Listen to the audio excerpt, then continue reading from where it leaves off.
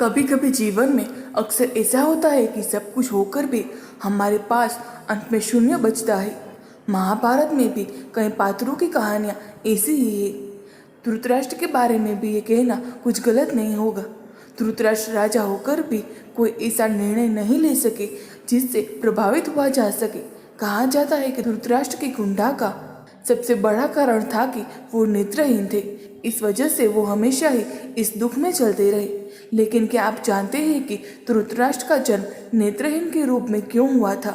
आइए जानते हैं इसके बारे में। धृतराष्ट्र अपने पिछले जन्म में एक दुष्ट राजा थे। एक दिन उन्होंने देखा कि नदी में एक हंस अपने बच्चों के साथ आराम से विचरण कर रहा है। उन्होंने आदेश दिया कि उस हंस की आंखें फोड़ दी जाए और उनके बच्चों को मार दिया जाए। इस वजह से अगले जन्म में वे नेत्रहीन पैदा हुए थे। उसके पुत्र भी उसी तरह मृत्यु को प्राप्त हुए जैसे उस हंस के बच्चों के साथ हुआ था। हंस ने मरते हुए धृतराष्ट्र को यह श्राप दिया था कि जिस तरह उसके नेत्रों को निकाला गया है और उसका जीवन समाप्त कर दिया गया, उसी तरह अगले जन्म में नेत्र न होने की वजह से धृतराष्ट्र को जीवन पर अपमानित होना पड़ेगा। साथ ही उसके सामने उनके पुत्रों की हत्या की जाएगी।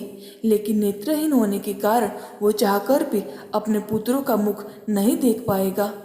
हंस का दिया हुआ ये श्राप धृतराष्ट्र के अगले जन्म में फलीभूत हुआ और नेत्रहीन होने के कारण धृतराष्ट्र को जीवन पर अपमानित होना पड़ा। अगर आपको ये वीडियो अच्छा लगा तो वीडियो को लाइक, शेयर और चैनल को सब्सक्राइब जरूर करें।